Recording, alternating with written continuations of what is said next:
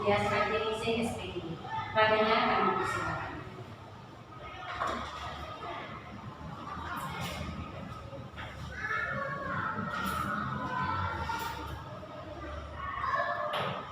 Terima kasih. Sampai di saya. Assalamualaikum warahmatullahi wabarakatuh.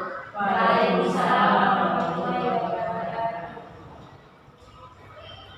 Jadi syukur kehadiran Allah Subhanahu wa Ta'ala karena pada hari ini kita bisa berkumpul di sini dalam acara diseminasi pemahaman budaya positif.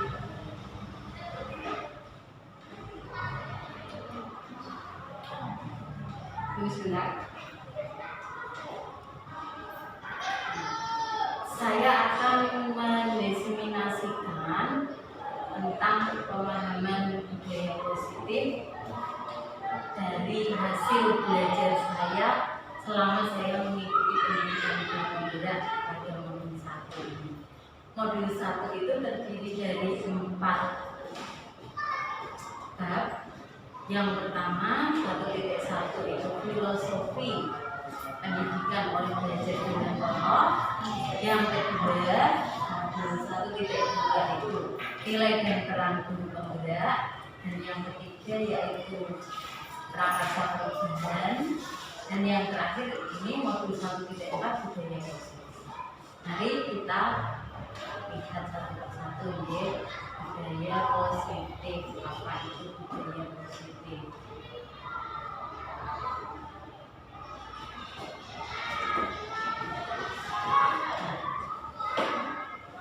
Diharapkan pada modul 1.4 ini, pada modul 1.4 ini untuk guru penggerak itu dapat memahami pentingnya mengetahui kebutuhan belajar dan lingkungan yang memfasilitasi seluruh individu di sekolah agar dapat meningkatkan kompetensinya secara aman dan nyaman. Dan yang kedua yaitu guru penggerak mampu menggerakkan komunitas sekolah untuk bersama-sama mengembangkan dan mewujudkan visi sekolah yang berpihak pada murid dan berlandaskan pada nilai-nilai kebajikan universal. Ini ada capaian umum dan ada capaian khusus. Kita lewati saja nih. Nah, ini ada pertanyaan pemantik. Nanti monggo bisa dijawab ibu-ibu semua. Yang pertama yaitu hukuman dapat mendisiplinkan anak. Kira-kira setuju apa tidak ibu-ibu? Karena kejadian hukuman itu dapat mendisiplinkan anak. Tidak saya setuju. Tidak setuju. Apakah tidak setuju? Tidak setuju. Tidak setuju. Oke. Coba yang tidak setuju dulu. Adi. Coba Bu Porwati ya. Adi menjawab tidak setuju ya. Nah, coba alasannya apa Bu? Kok panjenengan tidak setuju? Apa bila ada anak yang tidak disiplin? Ya. Diharapkan tidak menggunakan hukuman atau sanksi, tetapi lebih mengarahkan ke anak agar membimbing anak bukan menghukum. Seperti itu, ya. Ya, betul sekali ya Bu. Hukuman itu sifatnya bukan untuk mendisiplinkan anak. Memang ada zaman dulu ya Bu, di era dulu, guru yang sebelum sekarang ini ya, era sekarang itu memang menganggap kalau siswa tidak disiplin itu diberi hukuman. Dengan diberi hukuman nanti diharapkan siswa itu terus menjadi disiplin. Kalau yang seperti dulu ya, era lama kan seperti itu, anak diberi hukuman terus dianggap nanti mendidik. Dengan hukuman pasti anak nanti menjadi jera. Tapi setelah dulunya juga saya seperti itu ibu-ibu. Sebelum saya mengikuti pendidikan guru penggerak ini ya, sebelum saya mengikuti itu saya juga berpikirnya itu seperti itu. Dengan memberikan hukuman pasti anak jeder, anak nanti menjadi disiplin. Tapi ternyata setelah saya belajar ini, saya mengikuti pendidikan guru penggerak ini, ternyata itu salah, ibu-ibu. Kita tidak boleh menghukum siswa, tetapi kita itu lebih tepatnya mengarahkan, kita membimbing siswa agar siswa itu menjadi yang baik. Kalau dia salah, kita ingatkan, tapi tidak boleh menghukum. Oke. Terus yang kedua, pemberian hukuman dengan hal positif seperti membaca atau membersihkan halaman sekolah dapat meningkatkan disiplin anak. Kita setuju atau tidak? Setuju. Setuju belajar. Artinya apa belajar? Setuju. Makanya yaitu agar anak tahu kesalahannya apa. Setelah tahu kesalahannya apa, anak harus kita arahkan dan memberikan pembelajaran bagi anak-anak yang lain yang belajar disiplin. Bahwa memang kalau kamu tidak melakukan disiplin, banyak ada risiko yang harus kamu lakukan. Begitu dia, sebenarnya bisa meningkatkan disiplin anak, tapi memang hubungannya dalam hal positif. Ya, betul sekali belajar. Terima kasih belajar. Ya, dengan pemberian hukuman dengan hal positif itu bisa, tetapi seperti contohnya membaca atau mungkin membersihkan halaman sekolah, karena itu sifatnya kan meningkatkan kedisiplinan. Kita mendidik anak agar anak itu nanti menjadi disiplin. Jadi kita tidak boleh menghukum, tetapi tadi kita berikan konsekuensi, lebih tepatnya di atas pelanggaran yang mereka lakukan. Jadi biar mereka tidak mengulangi lagi. Terus yang ketiga, memberi penghargaan dapat meningkatkan motivasi belajar anak. Bagaimana kira-kira ini? Setuju ya? Iya, betul sekali. Karena dengan memberi penghargaan itu pasti anak-anak jadi termotivasi ya untuk berlomba-lomba belajarnya agar lebih giat lagi. Ya, Bagaimana kalau kita tadi tidak diperbolehkan untuk mendisiplinkan anak, karena kita juga kadang ada PR, ada anak yang tidak mengerjakan PR, itu bagaimana cara solusinya? oh iya, ya Bu, itu nanti akan dibahas. Tetapi itu sungguh pertanyaan yang bagus sekali, pertanyaan yang sangat luar biasa sekali, ya. Bukan saya, terima kasih. Saya akan menjawab nanti pertanyaan dari Ibu Pasir.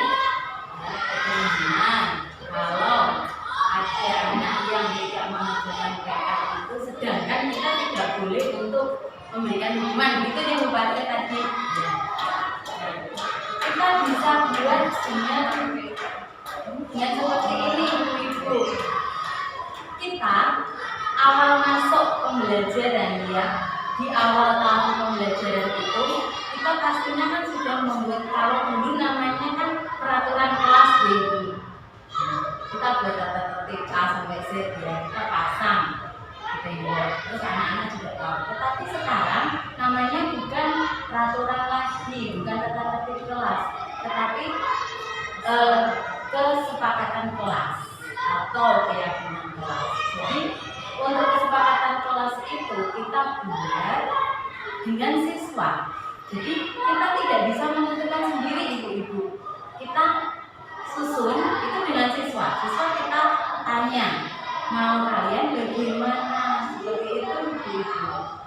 Itu bukan. Jadi anak ditanya, namanya gimana? Kalau nanti ada pemberian PR dari guru atau tugas, tetapi kalian tidak mengerjakan, kalian terus nanti mintanya dibagi-bagikan. Kalau saya di kelas 2 deh Bu, saya sudah mempraktekkan itu seperti ini. Di awal masuk kami sudah ada kesepakatan kelas bagi siswa yang tidak mengerjakan PR atau tugas dari itu pulangnya nanti siang setelah jam pembelajaran selesai. Jadi saya tidak mengurangi hak siswa untuk belajar dalam satu hari itu. Terus nanti akan ada penambahan jam khusus untuk mereka yang tidak mengerjakan PR itu tadi. Jadi mereka saya suruh untuk mengerjakan sendiri menyelesaikan PR-nya tadi atau tugasnya setelah jam pulang. Karena di kantor, terus seringnya juga di kelas. Menurut saya teman. Jadi kalau seperti itu dia kan merasa teman-temannya sudah pada pulang, dia masih ada di kelas sendiri. Jadi terus besok harinya siapa yang tidak mengerjakan PR lagi? Tidak, Bu. Kalau saya tidak mengerjakan PR lagi, nanti saya disuruh pulang sampai siang gitu. Jadi terus sekarang untuk nilai apa itu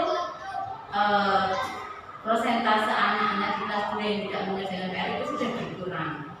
Sudah apa enggak seperti paling cuma 1-2 anak saja yang apa masih double jebu gitu. Kalau yang lain sudah berkurang, mereka sudah mulai untuk disiplin, tanggung jawab kalau ada PR, kalau tidak dikerjakan besok pasti pulang siang gitu. Itu terima kasih atas pertanyaan. Saya lanjutkan ya Bu. Nah, ini dalam eksplorasi konsep tadi ya Bu, budaya positif itu yang pertama disiplin positif dan nilai-nilai kebajikan universal. Terus yang kedua ada teori motivasi, hukuman dan penghargaan serta restitusi. Terus ini ada keyakinan kelas, ada kebutuhan dasar manusia dan dunia kualitas, dan ada restitusi atau 5 posisi kontrol guru di dalam kelas, dan ada segitiga restitusi. Apa saja itu ya? Ini yang pertama disiplin positif dan nilai-nilai kebajikan universal. Ini perubahan paradigma. Ada satu kegiatan, ada misalnya guru A dan guru B. Guru A dan guru B itu sobeklah secari kertas kecil, terus tuliskan benda atau sesuatu yang sangat berharga untuk dipegang. Jadi nanti guru A dan guru B ya membawa masing-masing benda. Terus yang guru B tadi akan mencoba dengan sekuat tenaga dengan berbagai cara untuk meminta Anda memberikan benda tersebut. Yang guru B tadi bisa membujuk, mengancam, menghadapi, pokoknya dengan segala cara agar guru yang A tadi mau untuk membuka kepala tangannya itu. Kira-kira apa yang terjadi ya Ibu? Saya coba. Nah, kira-kira maukah guru yang A tadi untuk membuka kepala tangannya terus memberikan dengan begitu saja apa yang dibawa? Tidak mau ya Bu tentunya ya. Iya, berarti yang bisa mengontrol diri kita itu hanya diri kita sendiri ya, bukan orang lain ya. Orang lain tidak bisa untuk mengontrol kita ataupun memaksa kita. Begitu ya.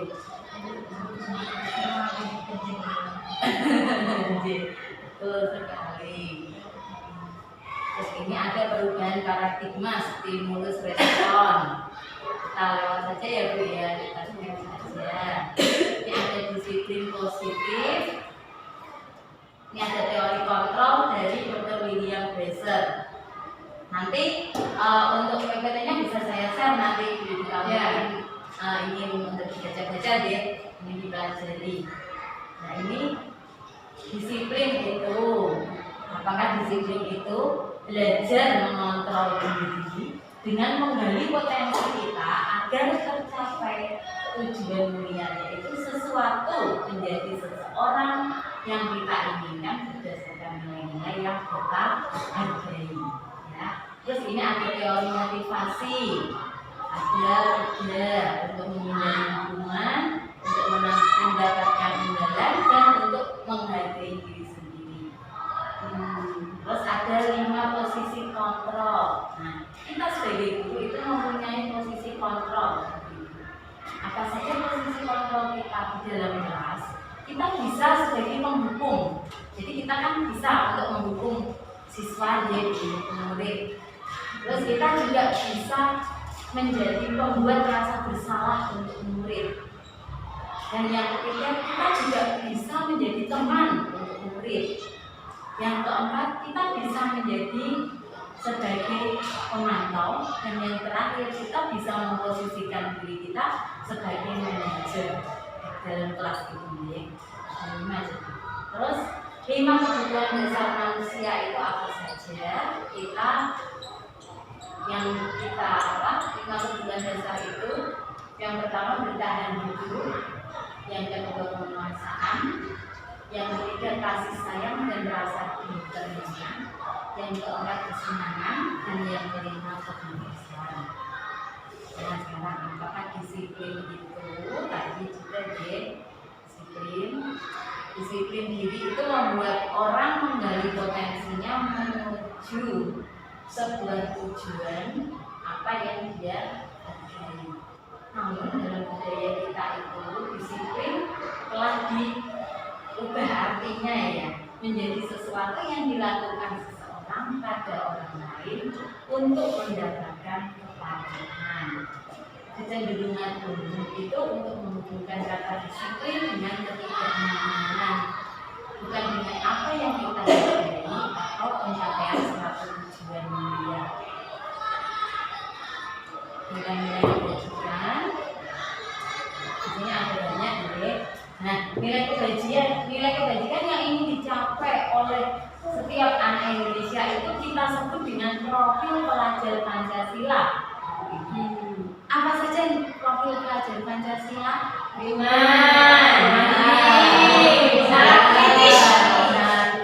Kebinekaan global, gotong royong dan kreatif.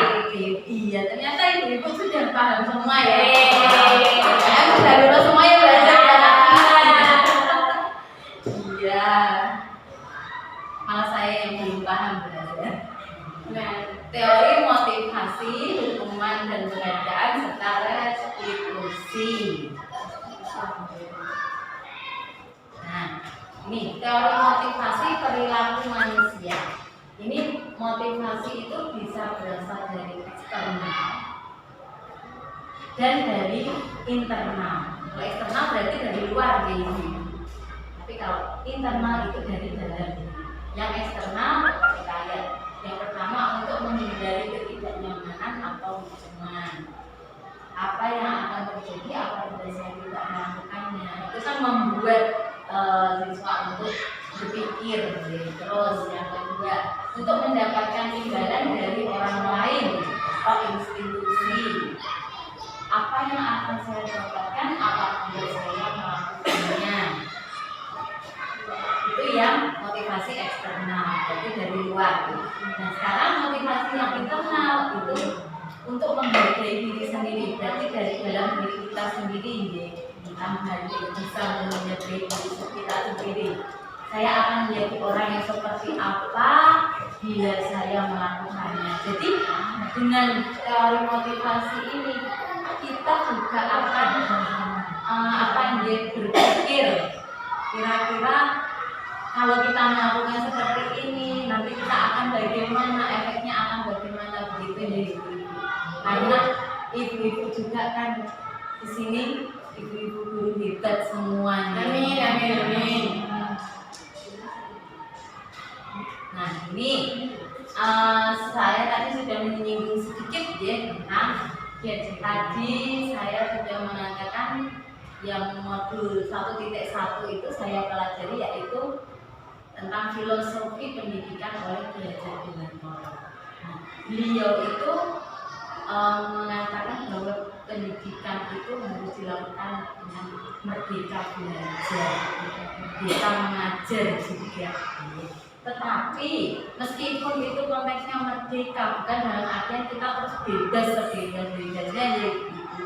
Tetapi juga masih ada aturan-aturannya seperti itu. Ini merdeka itu artinya tidak hanya terlepas dari perintah, akan tetapi juga dapat membuat memerintah diri sendiri. Menurut Ki Hajar Dewantara. Terus ini dihukum oleh penghargaan. Ada pengaruhnya Ibu, jika kita menghukum murid, makanya kita sekarang sudah tidak boleh untuk menghukum murid lagi, karena efeknya itu akan muncul pengaruh dalam jangka pendek dan jangka panjang. Terus ini yang kedua, penghargaan menghukum. Yang ketiga, penghargaan mengurangi ketekanan. Keempat, penghargaan itu tidak efektif. Dan yang terakhir, penghargaan itu dapat merusak dunia. Ya, betul ya Bu Aza ya. Betul. Musuh-musuhnya Penghargaan terus anak-anak nanti jadi mana-mana ya Bu ya. Nah ini didukung oleh penghargaan. Bagaimana ya? Penghargaan itu menurunkan kualitas. Penghargaan mematikan kreativitas dan penghargaan mengurangi motivasi intrinsik. Berarti dari dalam diri ya Bu, motivasi intrinsik ya. Terus ini bentuk program kebajikan. Kita bisa, jika ada siswa kita yang berprestasi atau mungkin dia benar dalam menjawab pertanyaan, kita berikan apresiasi atau pengakuan. Pengakuan ini bisa kita berikan secara khusus, secara pribadi, atau mungkin kepada semua murid secara bergantian, sifatnya klasikal. Terus secara konsisten itu terus menerus ya, tetap ya, dan berfokus pada proses ini. Nah ini contoh pengakuan atau apresiasi. Ini jika pada situasi yang pertama, pada saat menolong murid baru di kelas kita, di kelas ada siswa baru, ada murid baru. Nah terus Bu guru menyampaikan, kemarin saya perhatikan kamu kok membantu temanmu yang kesulitan. Nah itu berarti kita kan memberi apresiasi kepada siswa yang tadi sudah membantu temannya. Ya kebajikannya itu rasa empatimu besar sekali. Terus yang terakhir, pada saat kamu memungut kertas-kertas yang berserakan di lantai, ada siswa yang mengambil sampah di kelas. Dia tahu terus diambil dibuang di tempat sampah. Nah, terus kita bilang terima kasih ya nak, sudah membantu guru untuk mengambil sampah terus dibuang ke tempat sampah. Nah itu nilai kebajikannya rasa tanggung jawab. Berarti kita sudah menanamkan rasa tanggung jawab kepada siswa. Kalau yang pertama tadi rasa empati. Nah ini ada contoh soal. Mari kita pilih, ini termasuk hubungan ataukah konsekuensi. Yang pertama, mencatat 100 kali di dalam buku kalimat, saya tidak akan terlambat lagi karena terlambat ke sekolah. Hubungan. Lalu yang kedua, lari mengelilingi lapangan basket 2 kali karena terlambat di sekolah. Hubungan. Murid diminta untuk push up 15 kali karena tidak menggunakan masker ke sekolah. Hubungan. Oke. Menggantikan kertas tugas teman yang telah dicoret-coret. Konsekuensi. Oke, konsekuensi. Berarti nomor 1, 2, 3 tadi hubungan ya. Oke. Yang keempat konsekuensi. Lalu yang kelima, membersihkan tumpahan air di meja tulis karena tersenggol pada saat belajar. Konsekuensi. Terus, murid disuruh untuk mengenakan sepatu seharian di sekolah karena tidak mengenakan sepatu hitam. Hubungan. Yang terakhir, lari mengelilingi lapangan basket 2 kali karena terlambat 10 menit untuk pelajaran PJ. Hubungan. Mari kita lihat ya. Tadi yang 1 sampai 3 hubungan, 4 dan 5 konsekuensi, 6 hubungan, 7 hubungan juga ya. 6 konsekuensi. Nomor berapa betul? 6 yang murid disuruh itu ya, itu konsekuensi. Terus yang terakhir hubungan apa konsekuensi? Konsekuensi bukannya tepat pelajarannya pas PJOK. Nah mari kita lihat. Nah Betul ya, nanti nomor 1, 2, 3 minuman, betul ibu-ibu ya. Terus yang keempat dan kelima itu merupakan konsekuensi. Ya, betul ya. Karena mengapa itu dikatakan konsekuensi? Karena yang nomor 4 itu kan ada murid yang mencoret-coret kertas tugas rumahnya. Kalau seperti itu kan tidak bisa untuk mengumpulkan tugas karena sudah tercoret-coret tadi, jadi maka dia harus menggantikan. Itu konsekuensi. Yang kelima juga konsekuensi, harus membersihkan meja ya, karena dia menyenggol ya, tidak sengaja tumpah. Terus yang nomor 6 hukuman J, itu termasuk hukuman murid disuruh untuk tidak mengenakan sepatu seharian di sekolah karena tidak mengenakan sepatu hitam. Ada kan ada anak yang seperti itu ya ibu. Nah, terus karena gurunya mungkin jengkel, nah terus disuruh dan dilepas saja, nggak usah dipakai. Nah, itu termasuk hukuman kalau seperti itu. Terus yang terakhir, nah karena ini sudah ada kesepakatan dengan guru PJOK ya, kok dia melanggar, nah berarti memang dia harus, konsekuensinya apa? Dia harus mengelilingi lapangan basket 2 kali karena sudah ada kesepakatan tadi dengan guru PJOK-nya. Jadi itu termasuk konsekuensi. Nah, perbedaan hukuman dan konsekuensi.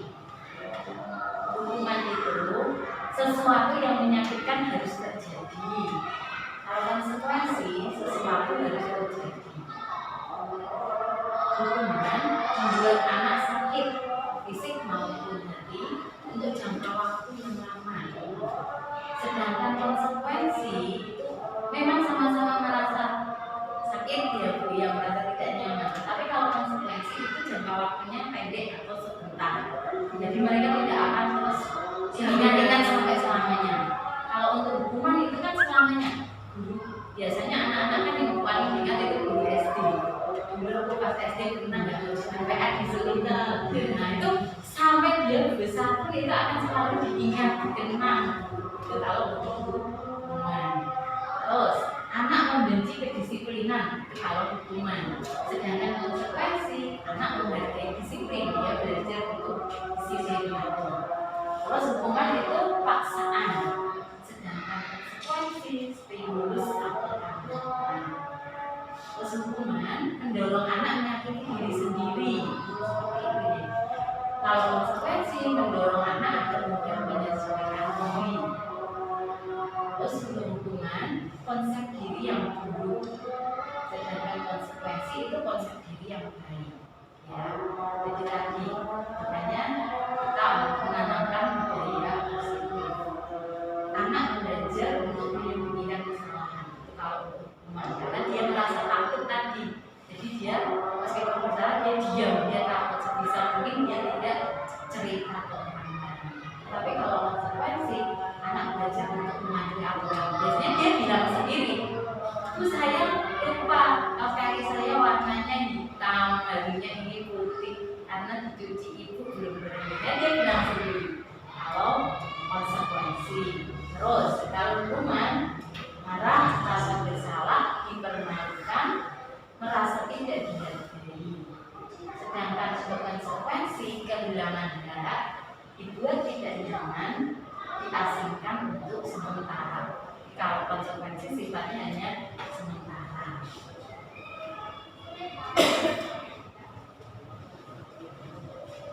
Lalu apa itu restitusi? Restitusi adalah proses menciptakan kondisi bagi murid untuk memperbaiki kesalahan mereka, sehingga dengan harapan mereka bisa kembali pada kelompok mereka dengan karakter yang lebih kuat. Jadi mereka bisa menjadi manusia yang lebih baik lagi.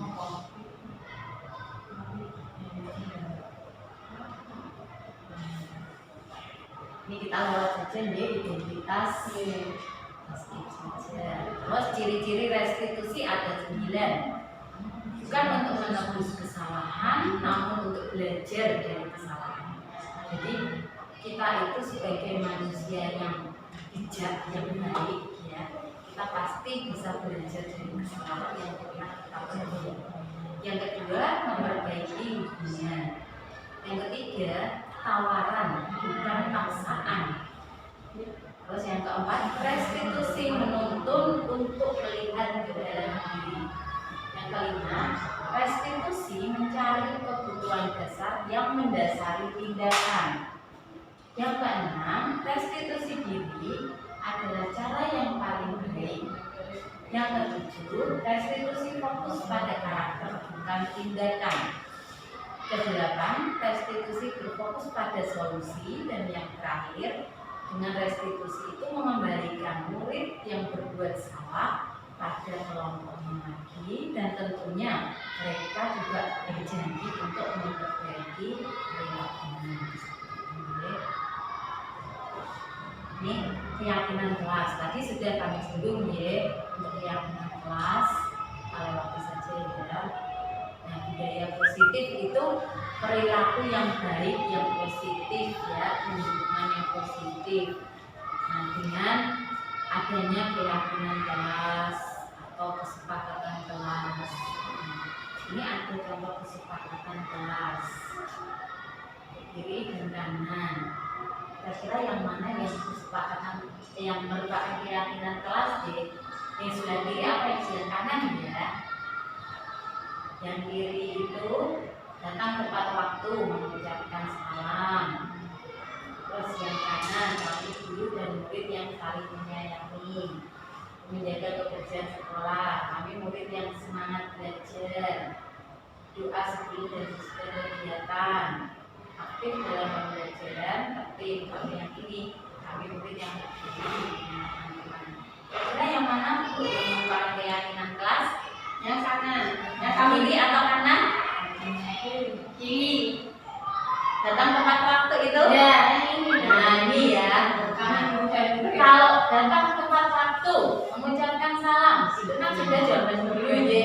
Itu disebut aturan salat tertib. Tapi sekarang kita menyebutnya kesepakatan kelas.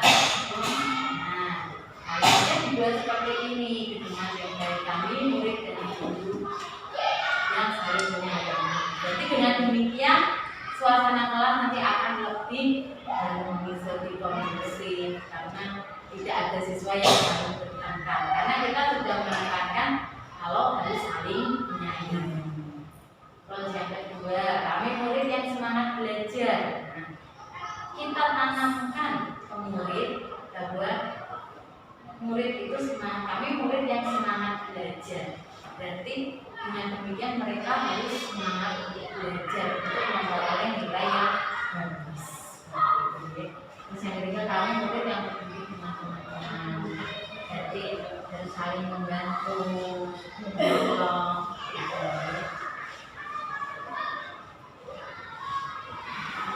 Kita lewati saja. Ini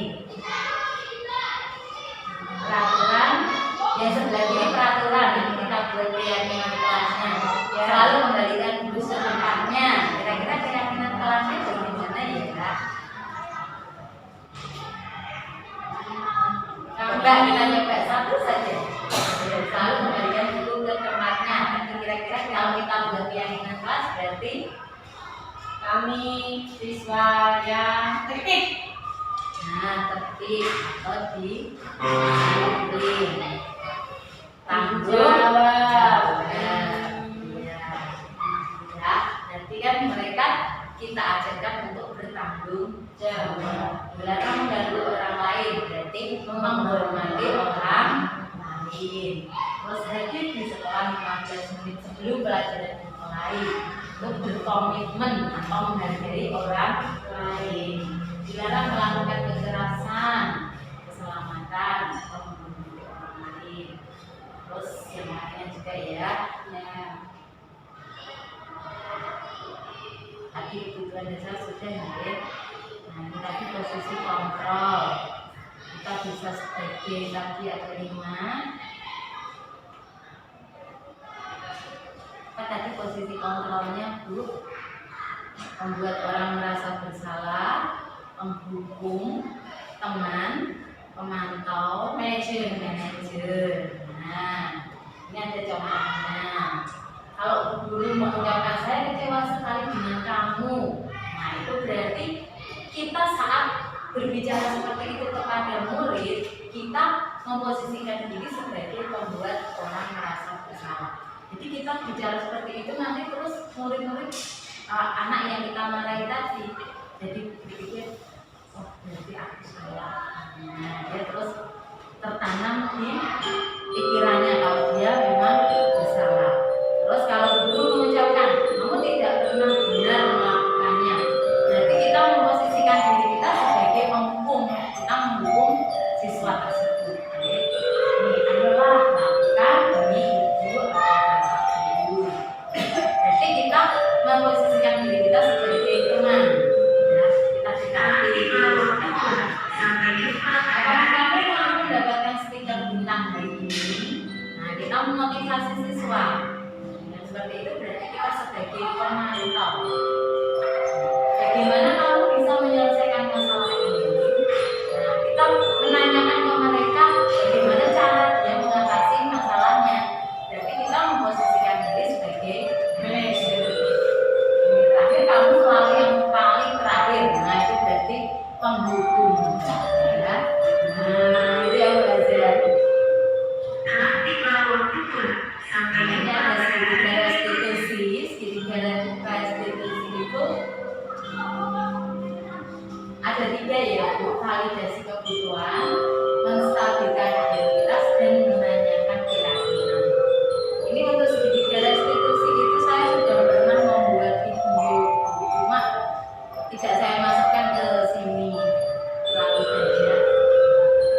Bagaimana segitiga restitusi ini fungsinya untuk bagaimana cara kita menyelesaikan masalah siswa ada permasalahan. Ini yang pertama, menstabilkan identitas untuk membuat anak yang merasa gagal atau bersalah menjadi positif negatifnya. Jadi agar mereka yang gagal itu tidak terus menyesali terus. Jadi menstabilkan identitas. Terus validasi kebutuhan, membantu murid mengenali basic need atau kebutuhan dasar yang ingin dipenuhinya ketika melakukan kesalahan.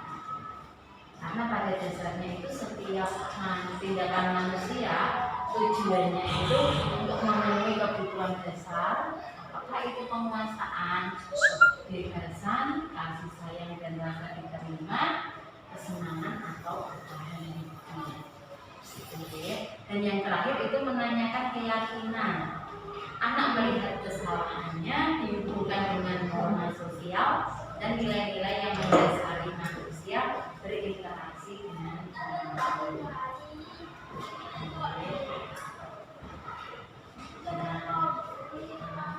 Sudah selesai. Nah, ini refleksi dari semua tadi ya.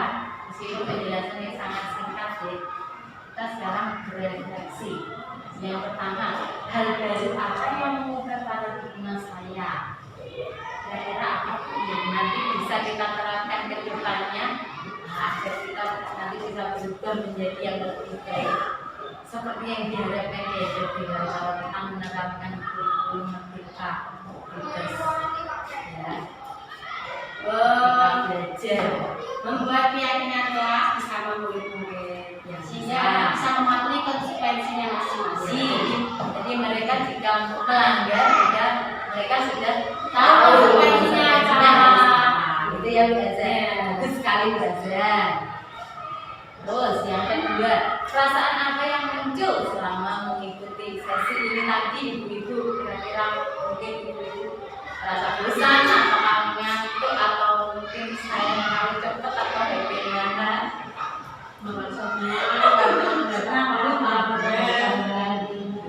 Terima kasih.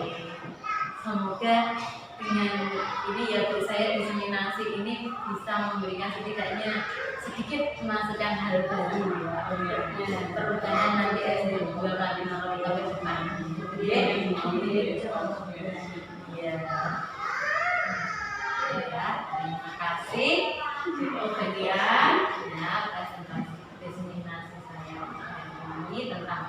budaya sensitif ya.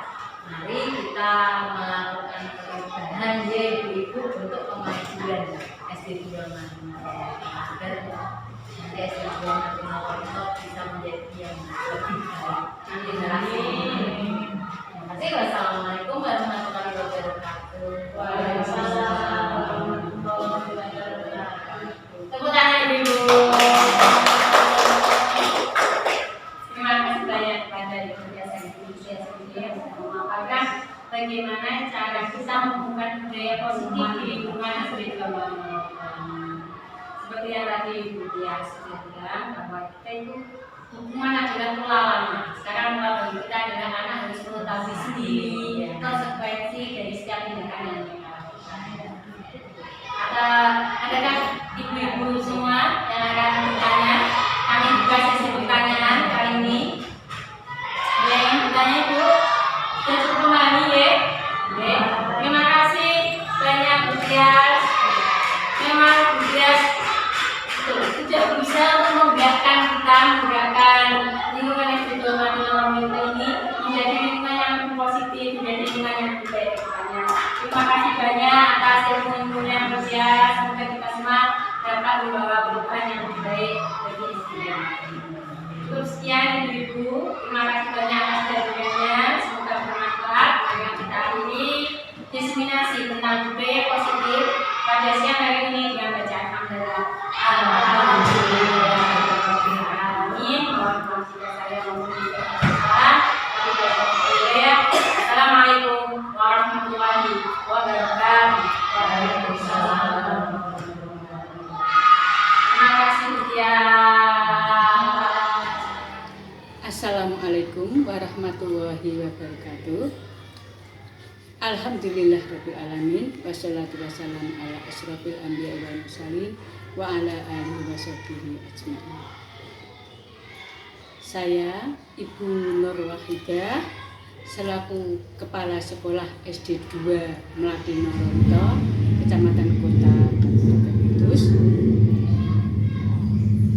yaitu SD di mana Bu Tias Hartiningsih sebagai guru penggerak mengajar di SD kami, SD 2 Melati Noronto, sudah beberapa tahun semenjak beliaunya honorer di SD kami. Nah sekarang beliau sudah ikut sebagai guru penggerak di Kecamatan Kota Kudus. Saya berterima kasih sekali pada Ibu Tias yang telah lolos sebagai guru penggerak sehingga sekolah kami ada salah seorang guru yang sebagai guru penggerak. Maka harapan kami SD 2 Melati Noronto bisa bertambah maju, bertambah kreatif siswa-siswinya karena ada Bu Tias yang selaku guru penggerak yang mencoba membentuk siswa-siswi dari SD 2 Noronto berkarakter, berdisiplin, dan kreatif dalam pembelajaran. Di sini Bu Tias sebagai guru penggerak sudah banyak perubahan yang kami alami di SD 2 Melati Noronto itu, yaitu siswa-siswi dulunya yang siswa-siswi kami sih ya sudah disiplin, tapi dengan adanya Bu Tias Hartiningsih sebagai guru penggerak, maka sekarang ini model pembelajaran yang diterapkan Bu Tias sangatlah berpengaruh pada anak didik kami. Dulunya pembelajaran yang dilaksanakan secara secara tradisional atau secara biasa monoton, guru mendengarkan atau siswa mengerjakan semua itu. Sekarang ini Bu Tias betul-betul sudah mencoba mengubah paradigma pembelajaran. Assalamualaikum warahmatullahi wabarakatuh. Saya Ibu Mafazah Rahma, guru mata pelajaran PAI di SD 2 Melati Noronto. Saya juga sebagai rekan kerja Bu Tias Hari Indonesia SPD, calon guru penggerak. Saya sangat bersyukur sekali adanya Bu Tias yang telah menjadi calon anggota guru penggerak, sehingga Bu Tias mampu menggerakkan SD kami, rekan-rekan kerjanya, juga lingkungan sekolahnya menjadi lebih baik. Apalagi saat kemarin Bu Tias mengadakan diseminasi tentang budaya positif yang harus kita tumbuhkan, yang harus kita budayakan di SD kami. Dari pemaparan yang disampaikan oleh Bu Tias, pemaparannya begitu runtut dan begitu jelas, kita dapat tahu bahwa mungkin kita sebagai guru adanya anak yang kurang disiplin, mungkin gara-gara kesalahan kita sebagai guru. Kita belum bisa menumbuhkan rasa kedisiplinan anak, rasa bertanggung jawab anak belum kita tumbuhkan, karena kita hanya menghukum dan menghukum. Harusnya kita sebagai guru melakukan kerjasama kepada anak, sehingga anak tahu konsekuensi akan setiap apa yang dia lakukan. Apabila dia berbuat salah, bagaimana konsekuensinya, bagaimana jika berbuat benar, apa konsekuensinya. Dengan adanya konsekuensi tersebut, anak menjadi tumbuh rasa tanggung jawabnya. Harusnya kita begitu sebagai guru. Nah, saya berterima kasih sekali atas diseminasi yang telah dipaparkan Bu Tias, sehingga mampu menumbuhkan rasa, oh ternyata selama ini saya kurang tepat ya dalam mengajar, gitu. Sehingga insya Allah kami akan menerapkan budaya positif itu di sekolah kami, sehingga anak-anak belajar menjadi pribadi yang lebih bertanggung jawab, dan juga pembelajaran yang berlangsung akan menjadi lebih menyenangkan dan juga bermakna. Terima kasih sekali atas diseminasi yang telah dilakukan. Sekian dari saya. Wassalamualaikum warahmatullahi wabarakatuh. Semangat terus Bu Tias.